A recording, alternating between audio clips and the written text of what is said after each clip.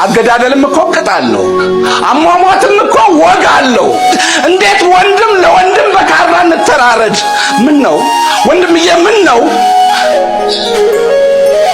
እኔ እናንተ እኮ ማለት ቅዱሳን መጻሕፍት በበጎ ስሟን ደጋግመው የሚያነሷት ታላቁ ነቢይ በሙሉ እምነት ፍትህ ወደ ሰፈነባት ወደ አቢሲኒያ ሂዱ ብለው የሰው አደራ የላኩባት እንደው ክቡር ጠቅላይ ሚኒስትራችን ትዕግስት ማለት ይሄ ነው።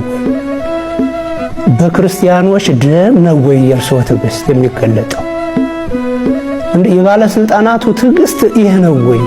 ህዝባችን ህዝበ ኢትዮጵያ በሙሉ ደህና እንዲሆን በሰላም ወጥቶ እንዲገባ በሰላም ልጆቹን እንዲያስተምር በሰላም በሀገሩ በሰላም እንዲኖር ባዕድ አልመጣበት።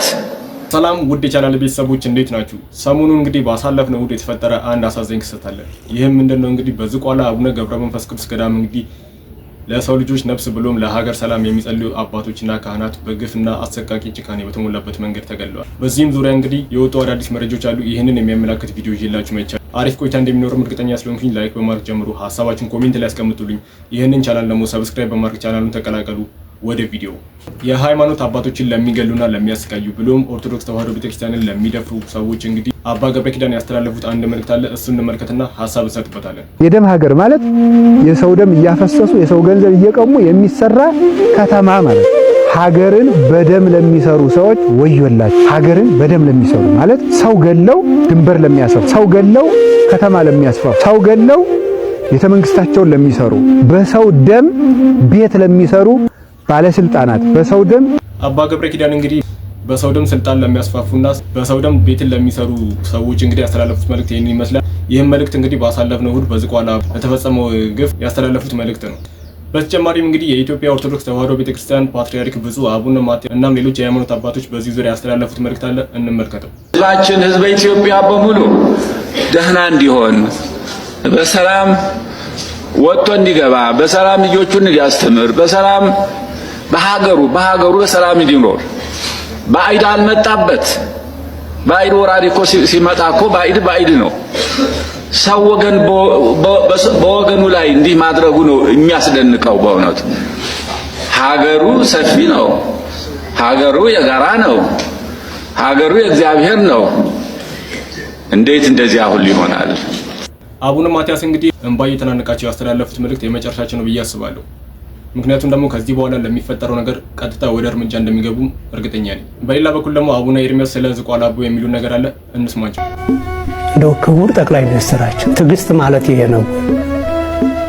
በክርስቲያኖች ደም ነው ወይ የእርስዎ ትዕግስት የሚገለጠው? እንደ የባለስልጣናቱ ትዕግስት ይሄ ነው ወይ? የሚሊታሪዎች ትዕግስት እንዲህ ነው ወይ? እኔ ትዕግስትን በዚህ አልገልጸውም። ቸልተኝነት፣ ግዴለሽነት ነው እንጂ ይሄ ትዕግስት ማለት አልችልም። በፍጹም ሊታረም ይገባል ይህ አባባላችሁ። እባካችሁ አርሙ። እናንተ ካላታረማችሁ ራሳችሁ ካላረማችሁ ግድ የለም፣ አራሚው ከሰማይ ይመጣል። ከምድር እናንተን ምንም ሊያደርግ የሚችል አካል እንደሌለ አረጋግጣችሁ ይሆናል። ሁልጊዜም ቢሆን ከምድር ተቃዋሚ የለም። የምድር ተቃዋሚ ምንም አያደርግ። የሚቃወመን የሚያርመን እርምጃ የሚወስድብን ከሰማይ መሆኑን ግን ባልዘነጋው። እውነት ነው። ትዕግስት ማለት እንግዲህ የሃይማኖት አባቶች ሲገደሉ ቆም ብሎ ማየት አይደለም። አሁንም እንግዲህ ሁላችንም ፍትህ ለዝቋላ አባቶች እያልን ኮሜንት ላይ እንጻፍ። የተገደሉት የሃይማኖት አባቶች እንግዲህ በትናንትና የቀብር ስነ ስርዓታቸው ተፈጽሟል። ምን ይመስላል የሚለው ነገር በከፊል እንከታተል።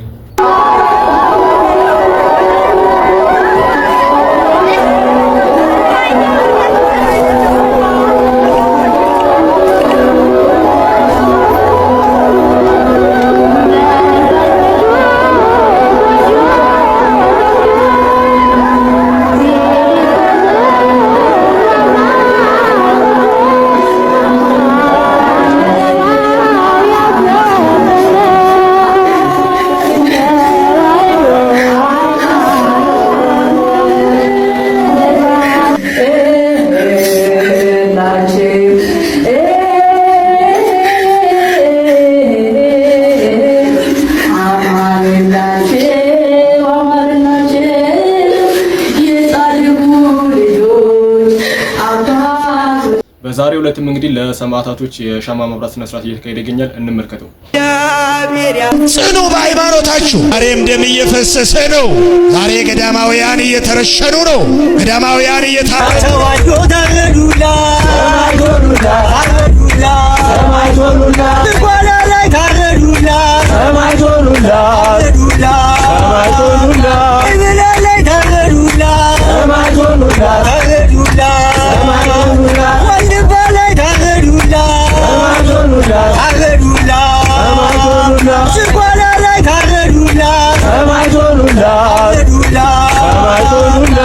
ሌላው ደግሞ እንግዲህ ከጥንት ጀምሮ ኦርቶዶክስ ተዋህዶ ቤተክርስቲያን ከውስጥም ከውጭም የተለያዩ ጠላቶች እንዳሏት ይታወቃል። ከዚህ ጋር በተያያዘ እንግዲህ አንዲት ሴት ስለ ኦርቶዶክስ ተዋህዶ ቤተክርስቲያን የማይሆን ንግግርና የማይሆን መልእክትን አስተላልፋለች። ከዚህ ጋር በተያያዘ እንግዲህ አንድ የኦርቶዶክስ ተዋህዶ ቤተክርስቲያን እምነት ተከታይ የሆነ ወንድማችን በዚህ ዙሪያ የሰጣት የመልስ ምት አለ፣ እንመልከተው። ምን ብታረጋችሁ ነው ቺን ቅድስት ቤተክርስቲያን እንደዚህ የጠላችኋት? ስሟት። አሁን ጦር የሚያማዝዘን ብዙ ትውልድ የበላብን ጉዳይ ምን እንደሆነ ልንገርህ። የሆነ ብሔረሰብና የሆነ ሃይማኖት የሀገር ባለቤት ነኝ ብሎ ተቀምጧል። የሀገር ባለቤት ነኝ ብትል ሲያንስባታል። ብራና ዳምጣ ቀለም በጥብጣ ለትውልድ ያስተላለፈችው እቺ ቅድስት ቤተክርስቲያን ትምህርት ሚኒስቴር ባልነበረ ጊዜ ትምህርት ሚኒስቴር ሆና ያገለገለችው እቺ ቅድስት ቤተክርስቲያን ታቦቷን ይዛ ጦር ሜዳ የዘመተችው እቺ ቅድስት ቤተክርስቲያን ወርቅ አበድራችሁ ጠጠር የመለሳችሁላት ግን እናንተ ምን አደረገቻችሁ? ምንስ በደለቻችሁ? እቺ ቅድስት ቤተክርስቲያን እንደው ምንም ባታረግላችሁ ምን ብታረጋችሁ ነው እንደዚህ የጨቆናችኋት? እንደዚህ አደባባይ ላይ ወጣችሁ የምትሰድቧት? አይገርማችሁም? ቅድስት ቤተክርስቲያንን እልፍ አላፍ የሆኑ ሰዎች እቺን ቅድስት ቤተክርስቲያን ለማጥፋት ቆርጠው ተነስተው ነበረ። አጥፊዎቹ አጠፍተው ቅድስት ቤተክርስቲያን ግን አሁንም አለች። አሁንም እቺን ቤተክርስቲያን ለማፍረስ የምትሞክሩ ሰዎች እናንተ ተጠፋላችሁ። ቅድስት ቤተክርስቲያን ደግሞ ለዘላለም ትኖራለች። ምክንያቱም ኢየሱስ ክርስቶስ መሰረቷም ጉልላቷም እሱ ስለሆነ ነው። እውነት ነው። ኦርቶዶክስ ተዋህዶ እንግዲህ ለሀገር መሰረቷ እንደሆነች ይታወቃል። በሌላ በኩል ደግሞ ከአባቶች ግድያ ጀርባ አንድ ድብቅ ሰው አለ የሚል መረጃ ወጥቷል። ምን ይመስላል የሚለው ነገር እንመልከትና ሐሳብ እንሰጥበታለን። ከአባቶቻችን ግድያና ከቤተክርስቲያናችን መከራዎች ጀርባ የሚገኝ አንድ ድብቅ ሰው አለ። ይህንን ብዙዎቻችሁ ታስተውሉት አልቻላችሁም። ግን በተለያየ ጊዜ ሴራውን የሚያሴር እሱ ድራማውን በሰራ ቁጥር ቤተክርስቲያናችን ላይ መከራ የሚመጣ አንድ ሰው አለ። እዩ ጩፋ የሚባል አረመኔ ሰው ማለት ነው። ብዙ ጊዜም በሰሞኑም እንደተመለከታችሁት አንድ መነኩሴ ነኝ ብሎ የሆነ ቆባ አስጠምጥሞ ቆባ አስደርጎ የመነኩሴ ልብስ አስመስሎ አምቶ ድራማውን ከሰራ በኋላ በተከታዩ ቀን እንግዲህ ብዙም ጊዜ ሳይፈጅ ይህ መከራ ቤተክርስቲያናችን ላይ መጣ ማለት ነው። ከዚህ በፊት በተደጋጋሚ ጊዜ እንደዚህ አይነት ነገሮችን ተመልክተናል ማለት ነው። ስለዚህ የጠመጠመ ሁሉ ቄስ የሚመስላችሁ፣ ቆብ ያደረገ ሁሉ መነኩሴ የሚመስላችሁ ሰዎች ልታስተውሉ ይገባል። ቤተክርስቲያናችን ላይ በጣም ብዙ መከራዎች እየደረሱ ይገኛሉ። ይህ ነገር ግን ሆን ብሎ የታቀደበት ነገር ነው። አንዳንድ የዩ ጩፋ ተከታይ ጭፍራዎችም ኮሜንታችን ላይ የመጡ ልክ እንደዚህ ሲጽፉ ነበር፣ ሲያሹፉ ማለት ነው። ስለዚህ ይህ ነገር ሆን ብሎ የተደረገበት እንደሆነ ሁላችሁም ልትነቁ ይገባል። ስለዚህ ለቤተክርስቲያን በህብረት የምንቆምበት ሰዓት አሁን ነው። ብዙዎቻችሁ በዚህ ነገር ላይ ተከፍተናል፣ አዝነናል፣ ልባችን ተሰብሯል፣ አባቶቻችንን አተናል። በእውነት በረከታቸው ይደርብን። ይህ ነገር ግን ዝም ብሎ የተፈጠረ ነገር አይደለም። ሁላችሁም እንድታስታውሱት እንድታውቁትም የሚያስፈልገው ነገር ይህ ነገር ታቅዶበት የተደረገ ነገር ነው።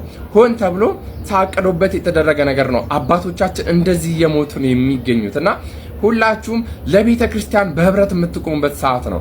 መከፋፈል፣ በዘረኝነት መባላት በዚህ ሰዓት የሚያስፈልግ ጉዳይ አይደለም። የማህተብ ያሰራችሁ በሙሉ የተዋህዶ ልጆች በሙሉ ለማህተባችሁ ለእምነታችሁ የምትቆሙበት ሰዓት አሁን ነው።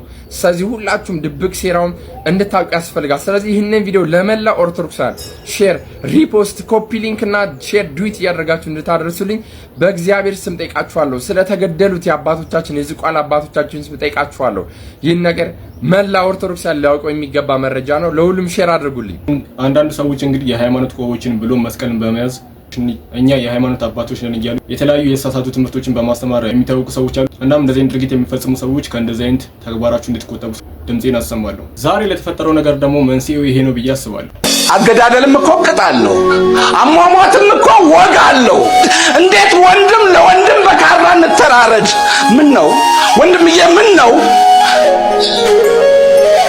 እኔ እናንተ እኮ ማለት ቅዱሳን መጻሕፍት በበጎ ስሟን ደጋግመው የሚያነሷት ታላቁ ነብይ በሙሉ እምነት ፍትህ ወደ ሰፈነባት ወደ አቢሲኒያ ሂዱ ብለው የሰው አደራ የላኩባት እንኳን አምሳያ ወገንን እንግዳን በፍቅር አክብረን ተቀብለን ዘመድ አርገን እንኳን ሰው ወፍ አለምዳለው የሚል ክቡር ብሂል ያለን የንጉሥ አርማህ የነጃሺ ምድር ወራሽ ደም ቅጆች እኮ ነን። ታዲያን ዛሬ ምን አገኘን? በዚህም ዙሪያ እንግዲህ ታዋቂ ሰዎችና አርቲስቶች ድምጻቸውን አሰምተዋል። እንመልከታቸው። የኢትዮጵያ ኦርቶዶክስ ተዋሕዶ ሃይማኖት ተከታይ ነኝ። የኢትዮጵያ ኦርቶዶክስ ተዋሕዶ የኢትዮጵያ ኦርቶዶክስ ተዋሕዶ እምነት ተከታይ ነኝ። የኢትዮጵያ ኦርቶዶክስ ተዋሕዶ ሃይማኖት ተከታይ ነኝ። የእግዚአብሔር ልጅነት የሰጠችኝ ቅድስት ቤተ ክርስቲያንን ለመጠበቅ ተዘጋጀች። ከውስጥና ከውጭ በተቀናጀ ደባ ክርስቲያን ለማዳከምና ለመክፈት እየተሰራ ያለውን ሴራ አጥብቄ እቃወማለሁ። ሃይማኖታችን ተከብራ ያለ ማንም ጣልቃ ገብነት በራሷ በዝማና ቀኖና እየተመራች ክብሯ ከፍ እንዳለ በትላንቱ ማንነቷ ጸንታ እንድትኖር እፈልጋለሁ። የቅዱስ ሲኖዶስን ውሳኔ አከብራለሁ። እናንተም ልጆቿ ቸልተኝነት ይብቃና ነቅተን ቤተ ክርስቲያንን እንጠብቅ። የቀደሙ እናቶችና አባቶችን መንገድ በጽናት እንከተላለን። ልክ እንደ ነነዌ ሰዎች አምላካችን በንስሐ እንዲቀበለን በጸሎት ተጋለ። ታዋቂ ሰዎች፣ አርቲስቶች ብሎም ድምፃውያን እንግዲህ የመሰማት ዕድላችሁ በጣም ከፍተኛ ስለሆነ ሁላችሁም እንግዲህ የበኩላችሁን ድምጻችሁን እንድታሰሙትን ጥሬን አቀርባለሁ። እናም ለኦርቶዶክስ ተዋሕዶ ቤተክርስቲያን ድምጽ ስለሆናችሁ ከልብ አመሰግናለሁ። ስለ ኦርቶዶክስ ተዋሕዶ ቤተክርስቲያን ትክክለኛው ምስክርነት በመስጠት የምናውቀው ፓስተር ቸሪ እንግዲህ በቁጥጥር ስር ውሏል የሚል መረጃ ወጥቷል። እውነትስ በቁጥጥር ስር ውሏል ወይስ አልዋለም የሚለውን ነገር እንመልከት። ትናንትና ሳይተዋወቅ እግር ተጣጥቦ በመደብ አልጋ ተቀብሎ እርጎውን ሰጥቶ እንጀራውን ሰጥቶ የተቀባበለ ማህበረሰብ ዛሬ እንደ ጠላት እንዲተያይ ሲሆን ለምንድን ነው ተብሎ እንዴት አይጠየቅም? ምንድን ነው የተፈጠረው? በንግስና ማዕረግ ላይ ቁጭ ብሎ ሀገር የሚያስተዳድረው ንጉስ፣ በንግስና ማዕረግ ላይ ቁጭ ብሎ ሀገርን የሚመራው ንጉስ፣ ወታደሮች የሚያስወጣ የሚያስገባ ንጉስ፣ በሀገር ውስጥ ያለው የካህናት ስርዓት ውስጥ ልግባ፣ መቅደስ ልግባ አለ። ሀገር ውስጥ መቅደስ አለ። ለመቅደስ የተለየ ካህን ነው፣ መንግስት አይደለም። የሚሰሙ ሰዎች ጆሮ ካላቸው እንዲሰሙ፣ ስርዓት ያዙ፣ መስመራችሁን ወቁ። የማትችሉት ነገር አለ። ፓስተር ቸሪ በዚህ በተናገረው ንግግር ብሎም በበርካታ ጊዜ የተነሱ ህዝብ የሚያስቱ ሐሰተኛ ነቢያቶችን እያጋለጠ በርካቶችን ከጥፋት የታደገ ሰው ሲሆን የድርጊቱ ግን በሐሰተኛ ነቢያቶችና በባለስልጣናቱ እየተወደደለት አይመስልም። ለዚያም ነው አንድ እግራቸውን ፖለቲካ ሌላኛው እግራቸውን ሃይማኖት ውስጥ ጨምረው ሁለት ጉድጓድ ያላት አይጥ በቀላሉ አትሞትም እንደሚባለው በሃይማኖቱ ሲነቃባቸው የፖለቲካ ሽፋንን በመላበስ ነፍስ እየዘሩ ይኸው ዛሬ ላይ ደርሰዋል። ታዲያ እነዚህ ፖለቲከኛ ነቢዮችና ፓስተሮች ቸሪ ላይ በጋራ በመቀና ክስ የመሰረቱበት ሲሆን አላማቸውም አንድና አንድ ነው፣ እሱን ዘብጥያ ማውረድ። ታዲያ በዛሬው ዕለትም ለጥያቄ ትፈልጋለህ ብለው የወሰዱ ሲሆን አሁን አመሻሽ ላይም እንደቀደመው ጊዜ ለቀውታል። የሚከሱበት የሚያስሩበት ምክንያት ጠፋባቸው። ፓስተር ቸሪ ፈጣሪ አምላክ ክፉ ነገር ሁሉ ይጠብቀ፣ ወደ ቃናዋ መንገድ ተዋህዶ እንድትመለስም ፈጣሪ ይርዳያል። መረጃውን እንግዲህ እንደሰማነው ፓስተር ቸሪ ክስ ተመስርቶበት እንደነበር ነው የሰማነው። በነገራችን ላይ ሁሌ ጸሎት ላይ ተነስተ ጸሎት አድርገህ ብትይኝ የመጀመሪያ ጸሎቴ አቤቱ አምላኬ ሆይ ስላደረክልኝ ስላላደረክልኝ፣ ስለምታደርግልኝ ስለማታደርግልኝ ነገር በሙሉ ፈጽሜ አመሰግናለሁ ብዬ ነው የምጸልየው። ያው የታወቀ ነው። ያደረገልኝ ነገር የሚረባኝ የሚጠቅመኝ ነው። ያላደረገልኝ ለኔ የማይሆን ነገር ነው። የሚያደርግልኝ ወደፊት ገና የሚያደርግልኝ የሚሆነኝ ነው። ወደፊት የማያደርግልኝ ደግሞ ለህይወት የማያስፈልገውን ነው። ስለዚህ ያለፉኝ ነገሮች በሙሉ እንደ ሰው በስጋ ወይኔ እንዲህ ቢሆን ብዬ አስባለሁ። ግን ደግሞ እንደ አንድ እንደው እምነት እንዳለው ሰው ደግሞ ኦኬ ኮለኒ ስላልተፈቀደ ነው ብለሽ ደግሞ የምትጽናኝበት ነገር አለ። ለማንኛውም ፋሚሊ የዛሬ ቆይታችን ይሄን ይመስል ነበር። አሪፍ ቆይታ እንደነበረን እርግጠኛ ነኝ። ቪዲዮ ላይ ሳታደርጉ የጀመራችሁ ላይክ አድርጉ። ሐሳባችሁን በነፃነት ኮሜንት ሴክሽን ላይ አስቀምጡልኝ። ይህንን ቻናል ደግሞ ሰብስክራይብ በማድረግ ቻናሉን ተቀላቀሉ። አሁንም እንግዲህ በዝቋላ አቦ ለተገደሉ አባቶችና ካህናት ፍትህ እያልን ዛሬ በቃናል። ቀጣይ በተመረጡና አዳዲስ መረጃ ባላቸው ቪዲዮዎች እስከምንገናኝ ድረስ መልካም ጊዜ